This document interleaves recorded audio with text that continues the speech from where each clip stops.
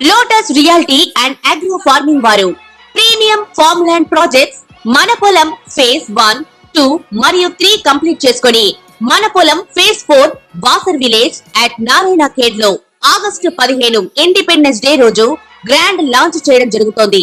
Launching మరియు independence day సందర్భంగా 5 guntas land out rate లో బుక్ చేసుకున్న వారికి 1,50,000 రూపాయల డిస్కౌంట్ తో పాటు 2 గ్రాముల గోల్డ్ ఫ్రీగా ఇస్తున్నారు. పూర్తి వివరాలకు సంప్రదించండి. ఓం మహాగణాధిపతయే నమః. ఓం గురుభ్యో నమః. ఓం శ్రీమాత్రే నమః. పరమేశ్వర స్వరూపమైనటువంటి జ్యోతిష, వాస్తు మరియు ఇతర అనేకమైనటువంటి శాస్త్రములను మనకు అందించినటువంటి మహర్షులకి నమస్కారం. హయగ్రీవ హయగ్రీవ హయగ్రీవేతి యో వదేత్ తస్య నిస్సరతే వాణి జహ్నుకన్యా ప్రవాహవత్. అరుణాం కరుణాతరంగితాక్షీం ధృతపాశాంకుశపుష్పబాణచాపాం అనిమాదిభిరావృతాం మయూకైః అహమిత్యేవ విభావయే భవానీం. శ్రీమాత్రే నమః. ప్రేక్షకులకి ఆ లలితాంబిక అమ్మవారి యొక్క అనుగ్రహం పరిపూర్ణంగా కలగాలని మనస్ఫూర్తిగా కోరుకుంటూ మనం ఈరోజు చెప్పుకోబోయేటువంటి టాపిక్ ఏదైతే ఉందో, ముఖ్యంగా మనకి మహాలయ అమావాస్య ఒకటి ఉంది.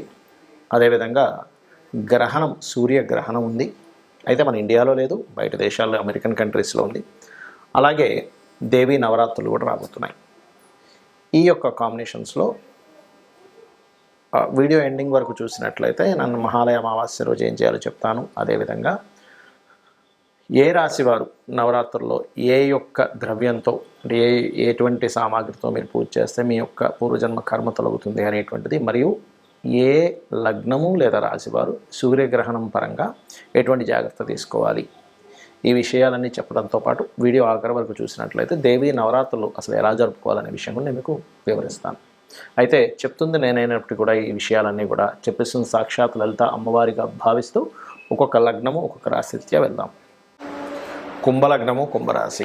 కుంభం వారి కనుక చూసుకున్నట్లయితే ఈ యొక్క గ్రహణ ప్రభావం ఎలా ఉంటుంది, మహాలయ పక్షాల్లో ఏం చేసుకోవాలి, మరియు దేవి నవరాత్రుల్లో ఏంటి అని చూసుకున్నట్లయితే కుంభం వారికి న్యూట్రల్గా ఉంటుంది. అయితే మనకి ఇండియాలో లేదు గ్రహణం, బయట దేశాల్లో ఉంటుంది. అయినప్పటికీ కూడా దాని ప్రభావం కుంభం వారికి న్యూట్రల్గా ఉంటుంది. అయితే దేని మీద ఉంటుంది దాని ప్రభావం? మంచి చూసుకున్నట్లయితే రీసెర్చెస్ అనేవి సక్సెస్ అవుతాయి, గుర్తుపెట్టుకోండి. కాకపోతే కాస్త వాహనాల మీద వెళ్ళి కొద్దిగా జాగ్రత్తగా ఉండండి.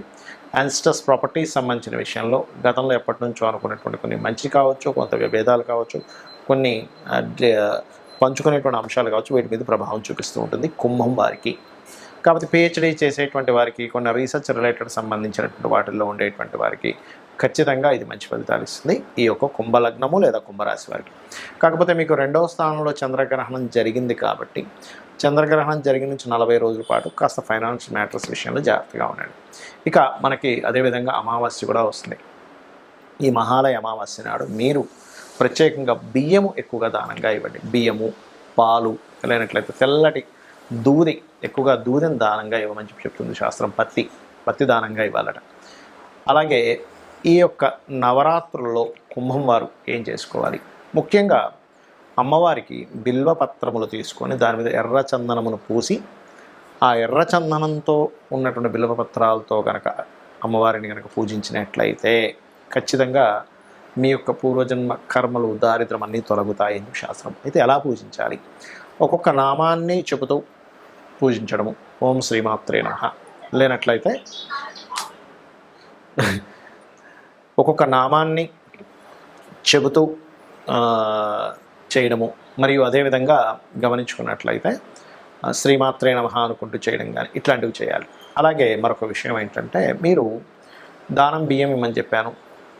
దగ్గరలో ఆలయాల్లో ఎక్కడైనా మీకు శివాలయాలు ఉన్నట్లయితే పంచామృతాలు లేదా పాలని స్వామివారికి ఇవ్వండి, అక్కడ వాడుకోవడానికి టెంపుల్స్లో ఇచ్చేయండి. ఖచ్చితంగా మీకు ఈ దేవీ నవరాత్రుల్లో చేసేటువంటి పూజ ఫలితం వల్ల మీ పూర్వజన్మ కర్మలు తొలగిపోవడం వల్ల మీ యొక్క ప్రయత్నాలు ఫలిస్తాయి. చాలామంది నన్ను అడుగుతున్నారు, ఏమండి నవరాత్రుల్లో చేసుకునే విధానం ఏమిటి అని.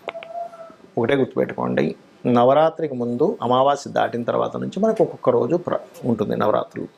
అయితే మీరు అమావాస్య రోజే అన్ని సామాగ్రి తెచ్చుకోండి. పువ్వులు, తమలపాకులు ఇలాంటివి ఏ రోజు ఆ రోజు తెచ్చుకోవాలి. కానీ మిగతా సామాగ్రి అంతా కూడా అమావాస్యలో తెచ్చేసుకుని, అమావాస్య కదండి ఈరోజు తెచ్చుకోవచ్చా లేదా అనుకోకండి. ఎందుకంటే అమావాస్య అమ్మవారి ఆరాధన చాలా గొప్పది, ఇది గుర్తుపెట్టుకోండి. Point number 1. రెండవది, రేపు పొద్దున నుంచి పూజ చేస్తాము అన్నప్పుడు ముందు రోజు స్వచ్ఛమైనటువంటి ఆవు నెయ్యి కలిపినటువంటి అన్నాన్ని ముందు రోజు స్వీకరించాలి అని శాస్త్రవచనం. అలాగే మీరు చక్కగా అలంకరణ చేసుకునేటప్పుడు మీ యొక్క మందిరం ఏదైతే ఉంటుందో ఇక్కడ మీరు ఈ వేప మండలతోని అదేవిధంగా మామిడి తోరణాలతోని అలంకరణ చేసుకోండి మీ యొక్క పూజా మందిరాన్ని, లేదా ఇంటిని కూడా అలా అలంకరణ చేసుకోవచ్చు హ్యాపీగా. దీంతోపాటు సంకల్పము ఆచమనం చేయకుండా ఎప్పుడు కూడా పూజ ప్రారంభించకూడదు. ఎందుకంటే సంకల్పం ఆచమనం చేయనటువంటి పూజ ఎక్కడా కూడా అది ఫలితాన్ని ఇవ్వదు, గుర్తుపెట్టుకోండి. అలాగే మరొక విషయం ఏంటంటే మీరు ఖచ్చితంగా కలశాన్ని పెట్టుకోవాలి. ఆ కలశంలో మీకు గంగా యమున సంబంధించిన ఏమైనా అక్కడ నీరుంటే అది వేసుకొని చేస్తే చాలా మంచిది. అలా లేని పక్షంలో మీరు చక్కగా మామూలు ఇంట్లో ఉండేటువంటి మంచినీరుని వేస్తూ గంగేచ యమునేచ అనుకుంటూ అదే గంగా నీరుగా భావిస్తూ వేయండి. దాంట్లో పర్టికులర్గా 5 రకముల ఇవి అంటే జమ్మి, మామిడి, అదేవిధంగా నేరేడు, వేప ఈ రకమైనటువంటి ఆకులు అందులో వేయాలని చెప్తుంది. మరియు దీంతోపాటు ఇక్కడ బిల్వపత్రాన్ని కూడా వేయచ్చు. అదేవిధంగా కలశం ఖచ్చితంగా పెట్టాలి. ఈ కలశంలో కొంతమంది నవరత్నాలు, బంగారం కూడా వేస్తారు, వేయచ్చు. కాకపోతే కలశాన్ని గుర్తుపెట్టుకోండి, అది మీరు వెండి కలశం పెడతారా, ఇత్తడి పెడతారా, పంచలోహాలతో పెడతారా, మట్టి కలశం పెడతారా, ఏదైనా కానీ మొత్తం పూజ అయిపోయిన తర్వాత 9 రోజులు అయిపోయిన తర్వాత 9 రోజులు కదిలించకండి. దాన్ని అయిపోయిన తర్వాత ఖచ్చితంగా మీరు ఆ యొక్క కలశంలో ఉన్నటువంటి ఆ బంగారము, నవరత్నాలు మీరు తీసేసుకొని ఆ కలశాన్ని మాత్రం దానం చేయాలని చెప్పి శాస్త్రవచనం. దానంగా ఇచ్చేసి ఆ కలశం మీరు మళ్ళీ ఇంట్లో పెట్టుకోకూడదు, గుర్తుపెట్టుకోండి. అది వెండి కావచ్చు, బంగారం కావచ్చు, పంచలోహాలు కావచ్చు, ఇత్తడి కావచ్చు, ఏదైనా కావచ్చు, గుర్తుపెట్టుకోండి. అలాగే మరొక విషయం ఏంటంటే ఇక్కడ మీరు ఈ నవరాత్రులు చేసేటప్పుడు నేల మీద నిద్రపోవడము, చక్కగా ఎర్రటి వస్త్రాలు కట్టుకోవడము, ఒక పీటలాగా ఏర్పాటు చేసుకుని దాని మీద వస్త్రాన్ని పెట్టి బియ్యాన్ని దాని మీద వేసి కలశాన్ని పెట్టండి. ఖచ్చితంగా శ్రీచక్రం ఉండాలి. శ్రీచక్రం లేనటువంటి వారు కనీసం అమ్మవారి ముందుని చేయొచ్చు ఆరాధన. మరియు అమ్మవారి యొక్క బొమ్మని చక్కగా తీసుకొని దానికి చీర కట్టడము. అయితే ఏ రోజుకి ఆ రోజు చీర మార్చితే చాలా మంచిది. ఉదయం పూట పూజ అయిపోయిన తర్వాత మధ్యాహ్నం భోజనం చేయడం, అదేవిధంగా సాయంత్రం పూట పలహారం లాంటివి తీసుకోవాలి. ఉదయము సాయంత్రము 2 సార్లు కూడా మీరు పూజ చేయండి. అందులో చాలామంది అడుగుతారు, ఏమంటే ఏ మంత్రాలు చదవాలి, ఏం చదవాలి? లలిత సహస్రనామాలు చదువుకోవచ్చు, లక్ష్మీ అష్టోత్తరం చదువుకోవచ్చు, దుర్గా స్తోత్రాన్ని చదువుకోవచ్చు. అదేవిధంగా 1వ రోజు నుంచి 9 రోజుల పాటు 1వ రోజు కనీసం ఒక సంవత్సరం నిండిన అమ్మాయిని కూర్చోబెట్టి చేస్తారు. అలాగే 2వ రోజు 2 సంవత్సరాలు నిండినటువంటి అమ్మాయిని పూజ చేయడం, ఇట్లా ఒక పద్ధతి అనేటువంటిది ఉంటుంది. ఇక్కడ మీకు ఒక ముఖ్యంగా చెప్పే విషయం ఏంటంటే ఎక్కడా కూడా శాస్త్రంలో ఈ అలంకరణే చేయాలి, ఈ యొక్క నైవేద్యమే పెట్టాలి అనేటువంటిది లేదు. అది ఆయా ప్రాంతాల్లో ఆ యొక్క మందిరాల్లో వాళ్ళకు వస్తున్నటువంటిది, వాళ్ళు పెట్టుకున్నటువంటి కొన్ని పద్ధతులే. కానీ మనకి పురాణాల్లో కానీ ఇతిహాసాల్లో కానీ ఎక్కడా కూడా వేదంలో కానీ ఈరోజు ఈ వస్త్రమే కట్టాలి, ఈ నైవేద్యమే పెట్టాలని లేదు. నైవేద్యం ఏంటంటే మనం పెట్టేటువంటి నైవేద్యం ద్వారా మనకి ఆ యొక్క అనుగ్రహం కలుగుతుంది. ఉదాహరణకి గోధుమ రవ్వతో పెట్టాము, రవికి సంబంధించిన అంటే ప్రమోషన్స్, సంతానం సంబంధించిన దోషాలు ఇట్లాంటివి పోతాయి. పాయసం లాంటిది పెట్టాము, చంద్ర సంబంధించినటువంటిది, లేదా బియ్యంతో తయారు చేసినటువంటి బియ్యముతో చక్కగా మీరు చక్కెర పొంగల్ లాంటిది పెట్టారు, అప్పుడు మానసిక ఇబ్బందులు అనేవి తగ్గుతాయి. కందులతో తయారు చేసిన పదార్థం గొడవలు తగ్గుతాయి. పెసలతో తయారు చేసినటువంటి పదార్థం కొంతమందికి బుద్ధిమాధ్యం ఉన్నా లేదా వ్యాపార సరిగా లేకపోయినా సరే వ్యాపారం సాగుతుంది. శనగలతో తయారు చేసిన పదార్థం ద్వారా గురుబలం పెరుగుతుంది. బొబ్బర్లతో తయారు చేసిన ఏదైనా పదార్థం ద్వారా వివాహ యోగం అనేటువంటిది కలుగుతుంది. నువ్వులతో చేసినటువంటి పదార్థం ఏదైనా కలిపి తయారు చేసినట్లయితే, నువ్వులు ఉండలు లాంటివి పెట్టినట్లయితే శని దోషాలు తొలుగుతాయి.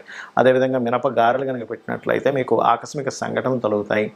ఉలవలతో తయారు చేసినట్టు ఏదైనా పదార్థం కనుక మీరు అమ్మవారికి నైవేద్యంగా పెట్టినట్లయితే ఆటంకములు తొలుగుతాయి. అయితే ఇక్కడ ముఖ్యంగా మీరు గుర్తుపెట్టుకోవాల్సింది గణపతి పూజ చేయకుండా అమ్మవారి ఆరాధన చేయకూడదు.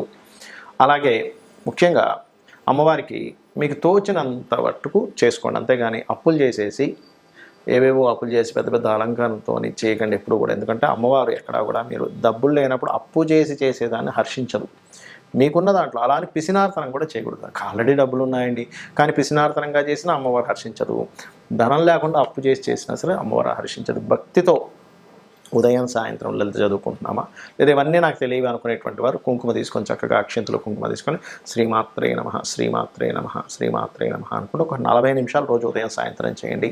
అన్ని విధాలా బాగుంటుంది. అదేవిధంగా మీరు ఈ యొక్క 9 రోజులు కూడా ఎవరినైనా బ్రాహ్మణుణ్ణి పురోహితుడిని పెట్టుకొని చక్కగా ఒకరిని కావచ్చు, ముగ్గురిని కావచ్చు, 5గురిని కావచ్చు చండీ పారాయణాలు లేనట్లయితే మన దేవి భాగవతం పారాయణం ఇట్లాంటివి ఏమైనా చేయించండి. వాళ్ళకి దీక్షా వస్త్రాలు ఇవ్వడము, అదేవిధంగా వారికి దక్షిణ తాంబూలాలు ఇవ్వడము, ఇటువంటివన్నీ కూడా వారికి ఇవ్వాలి. ఇలా కనుక చేసినట్లయితే మీకు ఖచ్చితంగా అమ్మవారి యొక్క అనుగ్రహం కలుగుతుంది. మీ యొక్క జాతక చక్రంలో ఉండేటువంటి దోషాలు తొలగిపోతాయి. శ్రీమాత్రే నమః.